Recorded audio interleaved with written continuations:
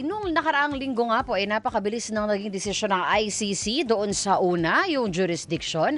Pangalawa, nagulat tayo dahil may confirmation of charges na naganap. Pagkatapos yan, syempre maraming naging usap-usapan. Ano na mangyayari sa susunod? Magkakaroon na rin ba ng warrant of arrest doon sa mga 8 pinangalan ng co-perpetrators ng dating Pangulo? At kung ano-ano pa, pag-usapan nga po natin yan kasama ang Common Legal Representative of the Victims, isa po siyang ICC-listed counsel. Joining us on Zoom, Attorney Gilbert Andres. Attorney, magandang umaga po. Peter at Rica sa programang Balitapatan. Magandang umaga, Rica at Peter sa Balitapatan. Hi, Attorney. Thank you. Opo, so simulan po natin dun sa tanong na magkakaroon na po kaya ng warrant of arrest yung 8 co-perpetrators ng dating Pangulo. Ngayong meron na po tayong confirmed na ang charges laban kay dating Pangulong Duterte. Alam mo, Rica, pag tinatanong ako niyan, palaging dalawa yung sagot ko. At hindi Pero pwedeng mawala yung 8 dalawang po sila. sagot. Oo. Okay, yung unang sagot ko po, technically, wala po talagang nakakaalam sa labas po ng ICC kung may application po for an arrest warrant or kung meron na pong arrest warrant. Kasi ang application po, ang Office of the Prosecutor po mag-a-apply sa pretrial chamber. At yung proseso po yan, ex parte, ibig sabihin, wala pong kalaban na umaattend. At nakaselyo po, secret po siya. Alam naman po natin, obvious yung reason, para hindi po matunugan ng subject of an arrest warrant. Having said that, number 2, bilang abogado ng mga biktima po talaga, gusto na po nila talaga magkaroon ng arrest warrant ang ICC. Laban po sa 8 co-perpetrators. Okay. Attorney Gilbert, yun po bang dinaanan na proseso ni dating Pangulong Duterte, yun din ba, hypothetically, kung merong mai-issuehan ng warrant of arrest, yun din ba ang dadaanang proseso ng tinatawag na co-perpetrators? Peter, tama ka dyan. Hypothetically, yan po yung dadaanan nila. Una po, may application for arrest warrant, yung prosecutor sa pretrial chamber na naka-secret, nakaselyo po. Mm-hmm. Number 2, mag-i-issue ang pretrial chamber.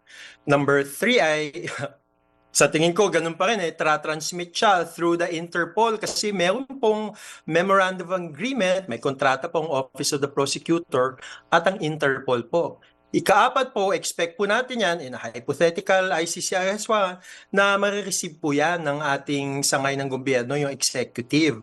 At ika-5 po, i-execute po yan, implement po yan ng executive dito po sa Pilipinas. Okay, so which brings us back in a roundabout way to the old question of meron pa bang recourse yung mga maaaring isyuhan ng arrest warrant na pumunta sa korte ng Pilipinas at sabihing hindi dapat na isyuhan sila ng warrant of arrest at walang karapatan ang ICC na sila ay hulihin dito sa Pilipinas?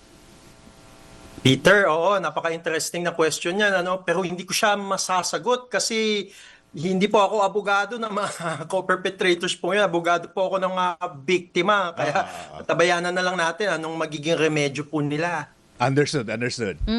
Paano po yan kung, attorney, gawin nga talaga nila yung mga legal recourse na yan at alam naman po natin na talagang ginagawa nila ang mga iba't ibang mga paraan para makaiwas nga talaga dito sa accountability na ito. Ano ang sinasabi ng pamilya nga po ng ating mga EJK victims?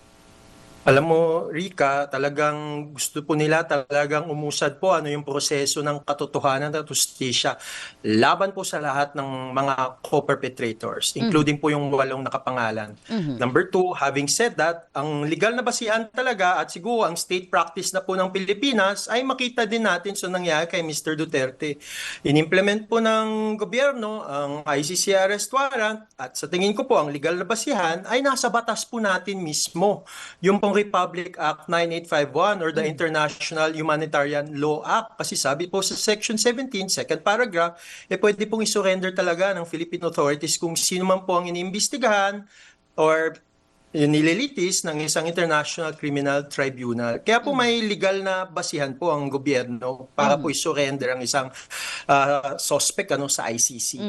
Ano po ang sinasabi ninyo ngayon sa pamilya ng mga biktima, Attorney Gilbert, knowing na the next step, yung magiging trial proper na, might take longer kasi nga po mabusisi ang ICC sa pagkalap ng ebidensya, sa pakikipag-usap sa mga witness. So mukhang hindi pa naman din agad ito magsisimula agad-agad. Tama yan, Rika, no? Kaya sinasabi po namin sa aming mga kliyenteng mga biktima, nilalatag namin, na sabi namin, this will take po anywhere from 6 months po hanggang 1.5 years. Yung pong pag-prepare para sa trial po.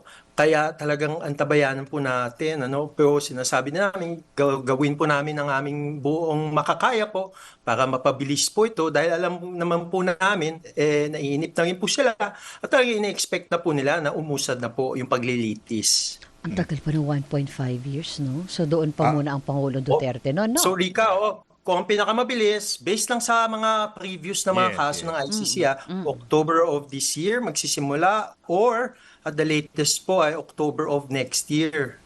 Pero mga estimates lang po ito. Yeah, pero it makes me wonder, Attorney Gilbert, bakit ganun? Ba't napakatagal samantalang nagkaroon na ng na-settle na yung jurisdiction issue, may confirmation of charges na why does it take so long? Ilan lang naman ang kaso sa ICC? Ganito po yan. Sige, tingnan natin doon sa naging kaso ni Mr. Duterte. Naalala nyo, siya po ay sinurrender sa ICC custody March 12, 2025. Tapos nagkaroon po ng initial appearance. Online po ang kanyang appearance before the ICC, March 14, 2025, Biyernes po yun. Doon po sa ending ng initial appearance, sabi ng pretrial chamber, ang confirmation of the charges hearing ay September 23, 2025. So mga 6 na buwan po. So ano nangyari sa 6 na buwan na yun? Yung pong tinatawag na preparation for trial or including po yung mga disclosures po ng mga parties, naglabasan po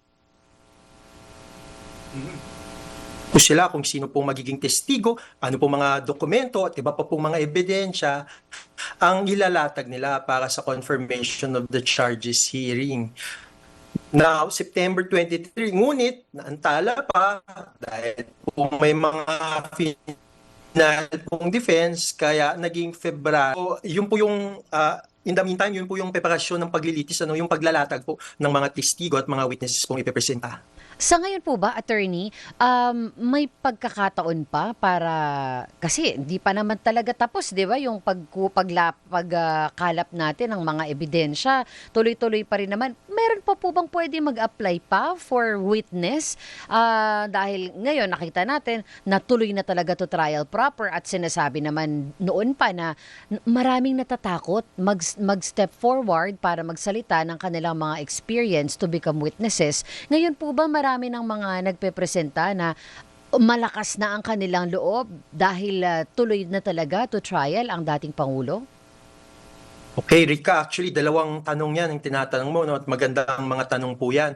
Yung unang tanong po, tungkol po dun sa mga testigo at mga ebidensya po, talagang duty po yan ng Office of the Prosecutor, kasi sila po ang may responsibilidad para i-prove yung guilt beyond reasonable doubt ng akusadong si Mr. Duterte. Now, dalawang tanong pong nakapaloob sa mga tanong niyo po, sanay naman po ng mga biktima kung hindi pa po nag-apply bilang official na victim participant, pwede pa po.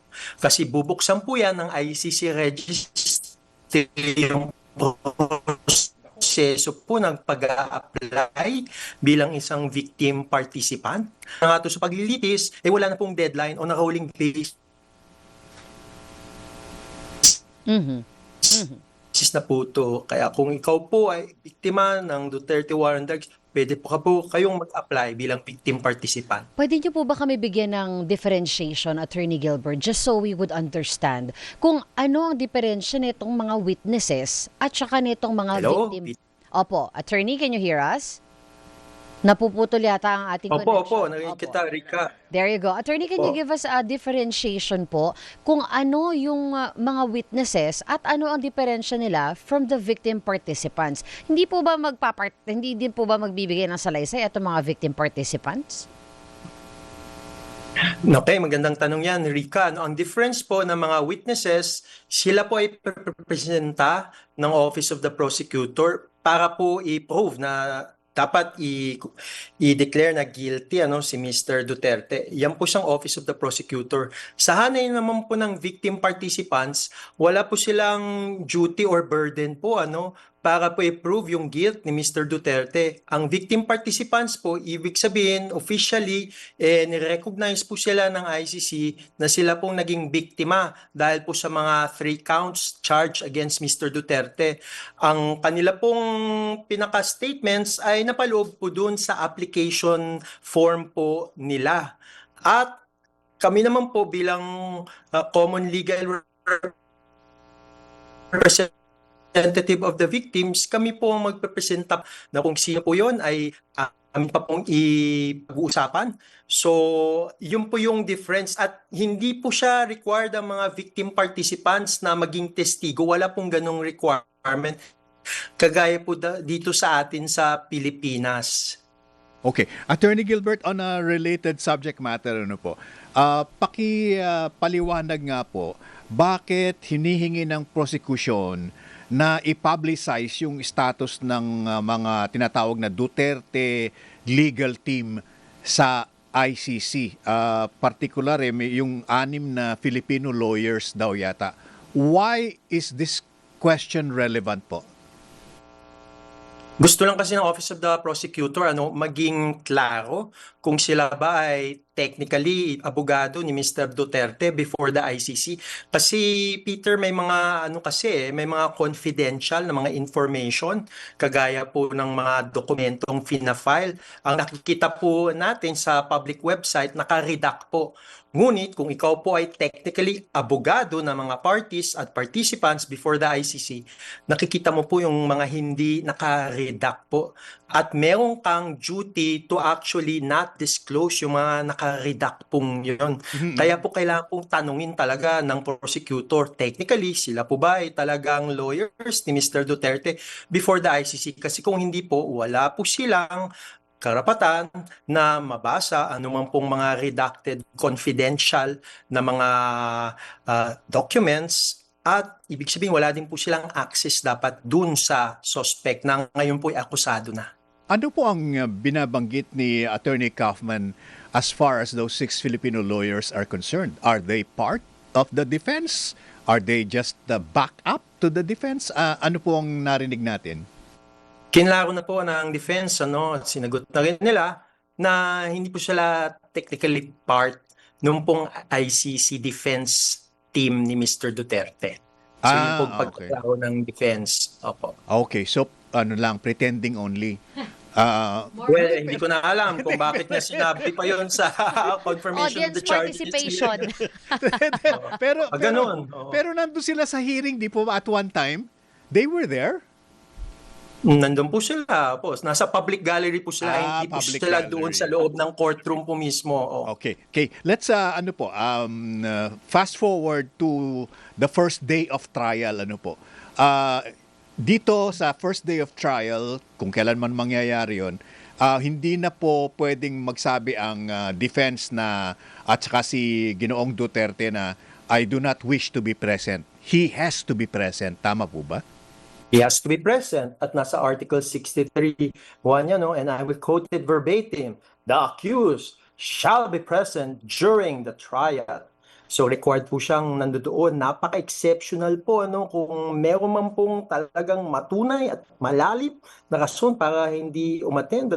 Pero ang pinaka-general rule, dapat pong akusado ay nasa paglilitis po. Kailan po natin malalaman yung opisyal na listahan ng mga haharap as witnesses? Okay, may po yan, kabagalan kasi kahit po alam ng mga parties at participants, baka po hindi malalaman ng public kasi may duty din po ang ICC to protect witnesses and victims. Kaya po, kung mabasa po yan, baka po naka-redact din po. Naalala nyo, pati pong decision nung last Thursday, naka-redact po, ang daming redacted portions. Yes, yes. Baka ganun din kasi sa mga pinangalanan, ano? Kahit na naka-code lang po yan, minsan naka-redact pa rin siya kahit naka-code. So, pag meron na po tayong listahan, hindi po, sabi nyo nga po, hindi malalaman niya ng public, no? Pwede pa rin ba itong questionin ng either the prosecution or the defense team? Ang pagka-question po ay doon na po mismo sa pag-present, ano?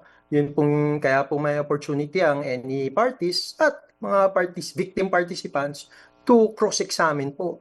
Yung pong witness po, ang testigo po. So doon na po talaga yung mga any questions about that witnesses po. Wala po tayo idea, attorney, kung mag-a-appear si Las Cañas, Matobato, Garma, ganyan. Wala po, no?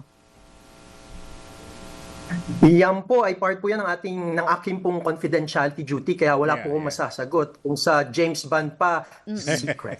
Well, pwede ako maging James Bond girl, attorney. Di ba pwede ibulong yun sa Bond girl? Attorney, Pwedeng yung ibulong, mga, lalo na mukhang maraming nakikinig at nanonood sa balitaan. yung listahan ng mga ipipresentang mga victims or relatives of victims, iyan, i-disclose yan sa defense, tama po? Ayan po, actually, technically, Peter, kung sino man pong admitted victims, hindi po yan dinidisclose sa Office of the Prosecutor, hindi po yan dinidisclose sa defense po.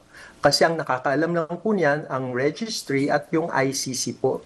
Kaya wala ding madidisclose patungkol po sa mga victim participants po. Hindi kagaya sa mga US legal drama na dapat i-disclose mo kung sino yung pipresent mong witness, hindi po ganon. Meron din ganyan, Peter, pero sa mga parties yon.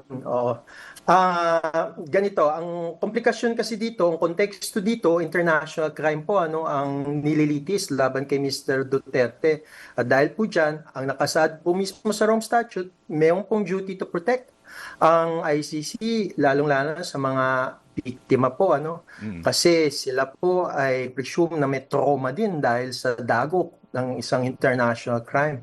Kaya po hindi po dinidisclose sa mga pangalan po nila, ang mga detalye po nila, doon po sa defense at sa prosecutor po. Dahil mas selang ang kanilang seguridad po. I am imagining po, and I could be wrong, na maaring daan-daan ng witnesses na pwedeng isalang. Sa inyong pagkakaalam po ba, parang magra-random sampling na lang dahil aabuti ng taon kapag sinalang lahat yun Ano po bang estratehiya usually sa ICC?